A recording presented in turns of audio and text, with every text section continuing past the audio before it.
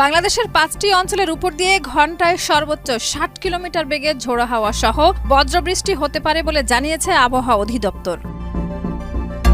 21শে মে দুপুর 1টা পর্যন্ত অভ্যন্তরীণ নদীবন্দরগুলোর জন্য দেওয়া পূর্বাভাসে বলা হয়, রংপুর, ময়মনসিংহ, কক্সবাজার ও সিলেট অঞ্চলের উপর দিয়ে পশ্চিম উত্তর পশ্চিম দিক থেকে ঘন্টায় 45 থেকে 60 কিলোমিটার বেগে অস্থায়ীভাবে দমকা অথবা ঝোড়ো হাওয়া বয়ে যেতে পারে। এসব এলাকায় বজ্রসহ বৃষ্টিপাতের সম্ভাবনা রয়েছে। এ কারণে সংশ্লিষ্ট নদীবন্দরগুলোকে 1 নম্বর সতর্ক সংকেত দেখাতে বলা হয়েছে।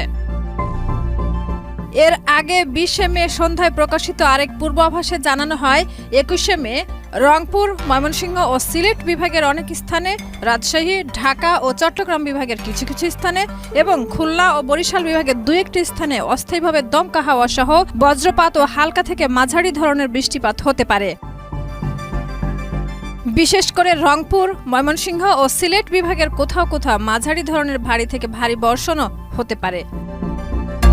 এছাড়া সারা দেশে দিন ও রাতের তাপমাত্রা